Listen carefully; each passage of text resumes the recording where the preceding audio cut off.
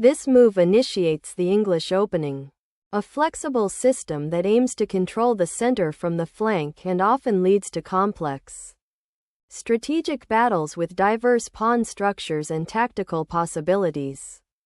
Developing the knight to f6 is a flexible move that prepares for various defensive structures, often leading to the Indian defenses, and contests the central squares.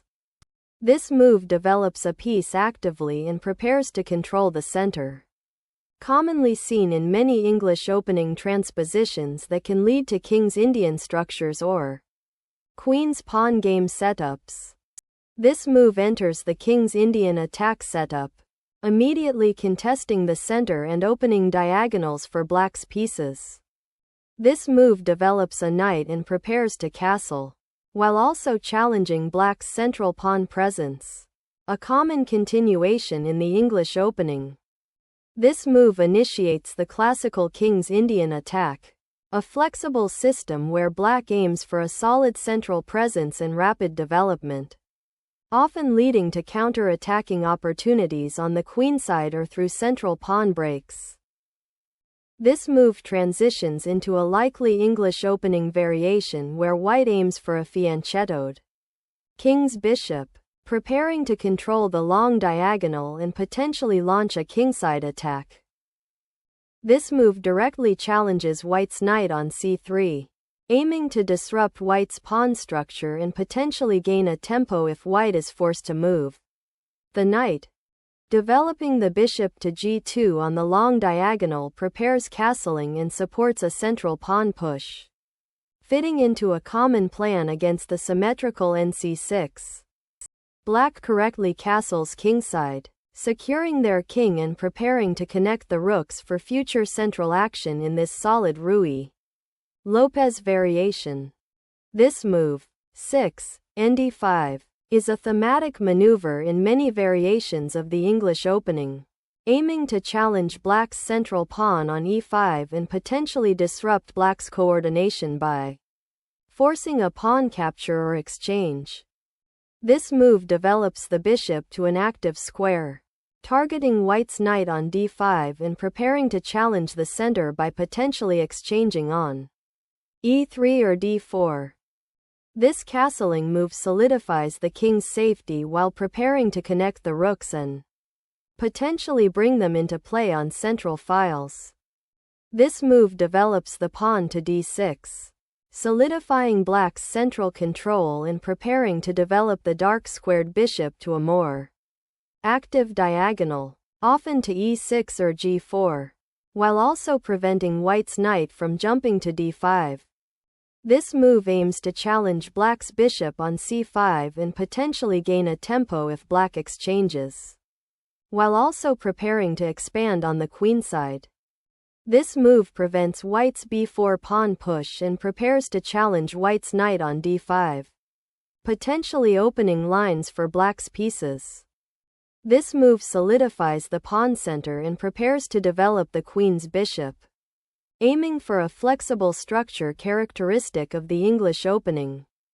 This move prevents White's knight from potentially jumping to g5, a common attacking square in this type of setup, while also creating a potential weakness on the dark squares around Black's king if the h-pawn is ever advanced further. White recaptures the knight on d5, aiming to maintain central influence and prepare for further development, potentially challenging Black's knight on f6. This move repositions the bishop to a more active diagonal and prepares to potentially challenge White's knight on c3, while also clearing the e6 square for pawn advances. This move prepares to develop the king's bishop to a more active diagonal and to support a potential queenside pawn advance with b4. The bishop retreats to a7 to avoid being traded after White's potential qb3 and to prepare for potential activity on the a7 diagonal. This move prepares to challenge Black's queenside development and potentially eye the vulnerable c5 square, anticipating future pawn pushes on the queenside. This move develops the queen to a more active central square and supports the e5 pawn, preparing for potential pawn breaks or further piece coordination. This move prepares to fianchetto the queen's bishop, potentially creating a powerful bishop pair and controlling the long dark squared diagonal. This move aims to exchange black's light squared bishop for white's dark squared bishop, a common strategic goal in this type of English opening formation to potentially weaken white's kingside pawn structure and control key dark squares. This move repositions the bishop to a more active diagonal, challenging black's control of the d4 square and preparing to support a central pawn push.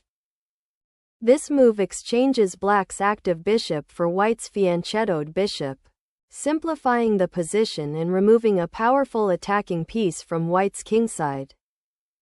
This move is a consequence of the immediate capture on g2, which opens the king's file and exposes the white king to potential threats, demanding careful consideration of defensive resources. The move rfe8 prepares to activate the rook on the e file, supporting the pawn and potentially creating attacking chances against white's king or central pawns. This move activates the rook to its most active central file, preparing to challenge black's control and potentially exploit weaknesses along the d-file. The move prepares to support the d6 pawn and potentially activate the rook on the d-file, aiming for central control and improved piece coordination. This move boldly challenges the center, aiming to open lines for your pieces and potentially exploit the slightly uncoordinated nature of black's knight and bishop on the queenside. This pawn exchange opens the d-file for black's rook and knight while simultaneously creating central tension that white must address. This capture opens the e-file for your rook and aims to disrupt black's central pawn structure, potentially creating weaknesses. This knight redeploys to a more active central square, preparing to reinforce the kingside and potentially contest the central squares currently dominated by white's pawns. This knight maneuver aims to pressure black's queenside pawns and potentially create an outpost on c7, while also freeing the d2 square for other pieces. The bishop retreats to b6, a logical retreat to maintain piece activity and avoid exchanges after white's aggressive knight jump to b5, aiming to preserve central control and counterplay. The move d5 aims to challenge white's central control and potentially open lines for black's pieces, but it also creates weaknesses in black's pawn structure that require careful management. This move initiates a sharp tactical sequence by accepting the gambit, aiming to disrupt white's central pawn structure and open lines for counterplay. This move prepares to contest the central e-file and potentially exploit the slightly misplaced black knight on f6 after the doubled pawns are resolved. This move aggressively challenges white's knight, aiming to disrupt its strong outpost on b5 and potentially open lines for black's pieces. This capture opens the c-file for white's rook and aims to disrupt black's pawn structure, potentially creating targets or weaknesses after further exchanges. This pawn sacrifice aims to disrupt white's center and open lines for black's pieces, particularly the rooks, after white recaptures on b5. This move reactivates the queen to a more central square, eyeing potential advances on the kingside and supporting the central pawn majority that has been established. The move ing6 is a logical repositioning of the knight to a more active central square, preparing to challenge white's dominant queen and potentially support a kingside pawn advance. This move, h3, is a prophylactic measure to prevent black's knight from landing on g4, which could create tactical threats against white's king and potentially disrupt white's coordination. This move challenges white's knight on b5 and aims to activate black's rook on the c-file, potentially preparing a decisive attack or exchange sacrifice. This move redeploys the rook to the e-file, aiming to challenge black's control and potentially create attacking opportunities on the kingside or center if the pawn structure opens. This pawn thrust challenges white's central control and aims to disrupt white's pawn structure, potentially opening lines for black's pieces on the queenside. This exchange on the queenside is a strategic decision to open lines and potentially exploit white's slightly vulnerable pawn structure, forcing black to make concessions. This move, 2-6, axb4, recaptures the pawn and opens the a-file for black's rook, aiming to challenge white's queenside control and potentially create play against white's pawns. This rook exchange simplifies the position and aims to eliminate black's active rook on e8, which could potentially support an e4 pawn push or coordinate with other pieces. This exchange simplifies the position, opening the e-file and creating potential pawn weaknesses for white after the impending recapture. This move repositions the rook to a more active file, aiming to support a potential d-pawn push and contest the central control after the exchange of queens.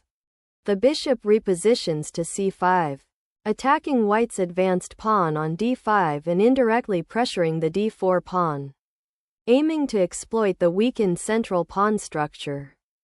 This move repositions the rook to an active file and supports the pawn on e3, creating a more flexible defensive setup and preparing for potential central action. This exchange simplifies the position by trading pieces, which often favors the side with more space and better piece coordination. In this case, white due to the advanced d-pawn. This queen sacrifice aims to simplify into a favorable endgame, relying on the passed pawn and white's active rook to exert pressure. This move repositions the queen to actively challenge white's advanced pawns and eye the h3 pawn, preparing for potential counterplay. This move repositions the queen to a more active square, eyeing the weak f7 pawn and potentially creating threats against black's kingside while also defending the d4 pawn.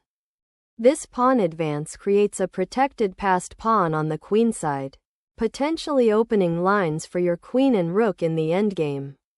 Capturing the pawn on b5 is a sound choice, simplifying the position and creating an imbalance with an extra passed pawn for white. This move regains a pawn and simplifies the position, aiming to create a more manageable endgame with the queen active on the central squares. This move activates the bishop to a more active diagonal, threatening the weak b5 pawn and simultaneously defending the c3 knight from potential discovered attacks. This move is a natural repositioning to safeguard the king from potential checks on the g1a7 diagonal after white's bishop has been placed on d4. This move repositions the queen to defend the pawn on b5 and prepare to potentially contest the queenside pawns. Black exchanges the bishop for the knight, simplifying the position and removing white's strong outpost on d4, aiming to exploit the open c-file. This exchange simplifies the material and transitions into a likely endgame where white's passed d-pawn is a significant positional advantage, though black's active queen needs careful monitoring. This move aims to regain material and activate the queen by capturing the offered pawn, although it may weaken white's king safety slightly in the process. This move capitalizes on the recently opened d-file, attacking black's unprotected rook and forcing a concession of material or a passive defensive posture. Black's queen repositions to c4, aiming to contest the central diagonal and prepare to recapture the pawn on b5 with tempo, a necessary step to avoid significant material loss. This move aims to redeploy the knight to a more active square, potentially attacking the queenside pawns or supporting a kingside initiative. This move seeks to maintain a central pawn majority and create counterplay by attacking white's queenside pawns, but it allows white to consolidate their material advantage and launch a decisive attack. This move is excellent, repositioning the knight to a more active square where it can support potential pawn pushes on the queenside and control key central squares. The knight's repositioning to e5 aims to contest the central dark squares and prepare for potential threats against white's king, while also offering exchanges to simplify the position. The move 39, qd1 aims to reposition the queen to a more active square, likely to support a pawn push or to contest the central files now that the queens have been exchanged, creating a more strategic endgame. This move is a tactical blunder, allowing white to force a queen trade and simplify into a winning endgame with their extra pawn and better minor piece activity. The king's relocation to f1 aims to secure his safety from the diagonal discovered by the opponent's queen and prepare for potential endgame scenarios where king activity becomes crucial. This move exploits the open diagonal to deliver a check and aims to regain material by forcing the king to move, potentially setting up further tactical opportunities or a favorable endgame. This move king to e2 aims to centralize the king for defense and to prepare for its active participation in the endgame, while also avoiding further checks from the opponent's queen. This move, 41, qxh3, sacrifices the queen to create an immediate mating threat on the weakened white king by utilizing the open h-file and the support of the knight on e5. This discovered check aims to exploit the misplaced black king and potentially win material by forcing it to a more vulnerable square. This pawn push aims to create counterplay on the kingside and obstruct the white queen's diagonal advance, but it weakens the light squares around the king.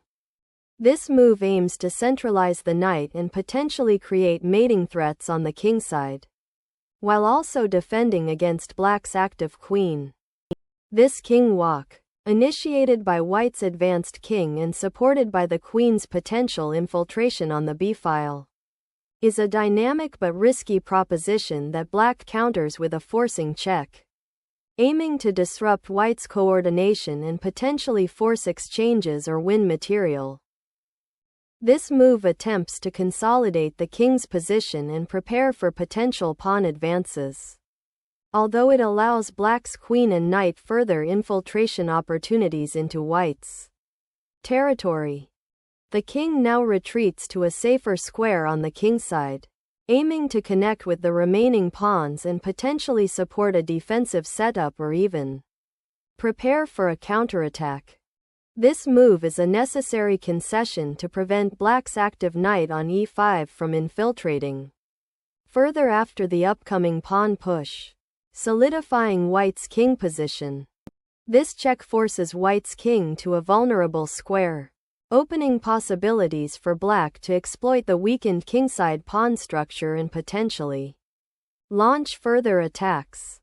This move aims to centralize the king and prepare for potential pawn advances or defensive maneuvers on the kingside, consolidating white's position after a turbulent middle game exchange. The move qh6 is a good choice as it activates the queen, preparing to challenge white's king and potentially create counterplay by targeting the weak pawn.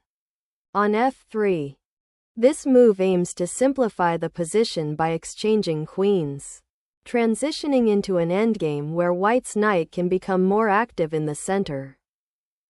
This knight sacrifice leverages the open diagonals and attacking potential against white's exposed king, aiming to disrupt white's coordination and open lines for further attack.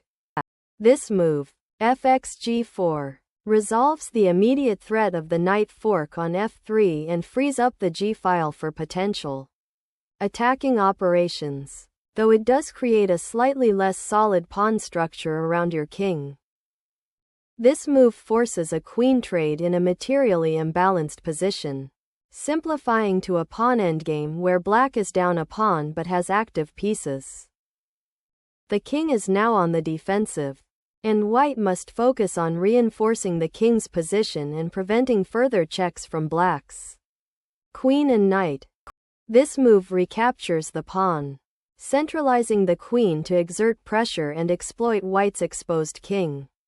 This check forces black to move their king, disrupting their defensive setup and allowing white to regain the initiative.